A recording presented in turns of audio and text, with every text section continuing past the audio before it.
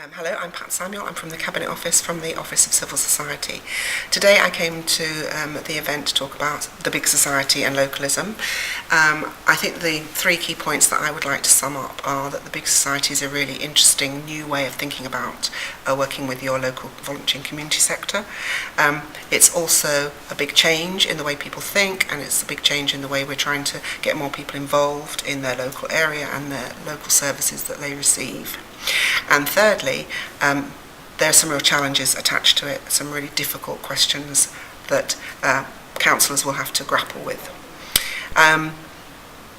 One challenge facing elected members, of course, is the fact that there's a lot less money around, that they're facing big cuts to their services, and that's giving them a lot of problems. But it's also hopefully giving them some ideas about how to deliver things differently and how to engage their local communities. One tip I'd give to councillors would be, if they want to engage with their local voluntary and community sector groups more effectively, then use the compact. All local authorities have a compact. It's a great way to engage with your local sector, and if you want help on doing that, then I would suggest getting in touch with Compact Voice, who will have lots of ideas about how you can do that. Hi, I'm Robin Miller, and I'm the Programmes Director for the Centre for Social Justice. And I'm speaking here at Warwick. I've been asked to give a couple of thoughts on localism and the current radical devolution agenda of the coalition government. The presentation I've just given today has all been about the unique and vital role of the voluntary and community sector in public sector reform. Specifically, at the centre, we believe that the voluntary community sector has three attributes. It is more innovative, it is able to reach those furthest from services that are needed, and thirdly, it can offer the personalised services that are often an essential part of the journey back into society for people. We believe that the voluntary sector has effectively been marginalised. The level of funding which it receives is too small, and we believe that in order to deliver these public sector cuts, that local government needs to do different things, not just do things differently. In other words, it's not enough just to think about doing the same things more efficiently. That will deliver savings, and it is necessary. But in fact, it needs to do different things as well. And some of those different things need to be the voluntary and community sector groups who are proving effective at transforming the lives of individuals. So we would argue that actually investment into those groups needs to increase and not decrease. We also think that not every part of the voluntary community sector is being effective, and so there are some very difficult but honest questions which need to be asked about the funding which goes to those groups who aren't being effective. And that's reflected in Thinking in Government, the outcomes-based government paper we just produced, and it reflects as well a concept called social return on investment, where public spending is looked at as an investment rather than just a cost. This is definitely going to pose a challenge for members, but I think the tips I would give to members are, first of all, start with what is the need in your area.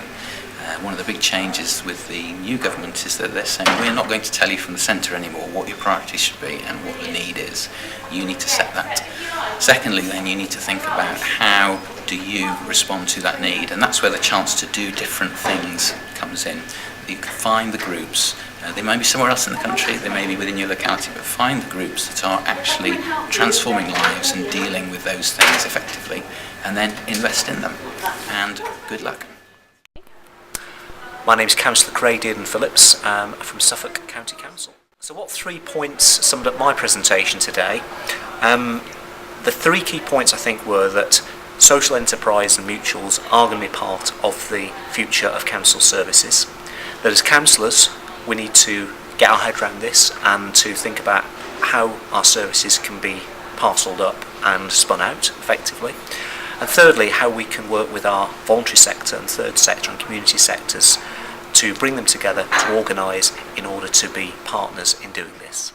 The challenge facing elected members on this agenda, I think, is that we need to give officers the permission to be bold and be brave, and that we are willing to take the risk to make this happen. And I think the key change that councillors need to make is to stop thinking of ourselves as being the custodians of the council and our services and our staff, and think more of ourselves as the enablers of our communities and our civil society to be the deliverers and providers of services more widely. Jane Scott, leader of Wiltshire Council. Three key points from my speech today, I think, were the fact that we have to change the way local councillors work with their communities.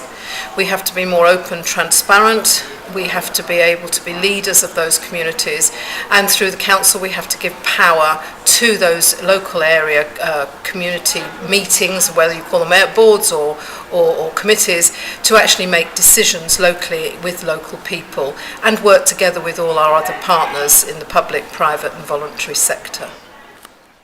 The challenge facing local councillors to actually achieve this agenda, I think, is the fact that they are going to have to learn to act differently. They're going to have to be much more accommodating, less local government, more community meeting in the ways that the communities want to meet them locally. They're going to have to stand up, they're going to have to be brave, and they're going to have the evidence for the decisions that they're going to make on behalf of those communities, and maybe those difficult decisions that they're not actually going to agree with the community because of the evidence doesn't support the community's view. So it's bravery that I think is the big issue for local councillors in the future, and community working.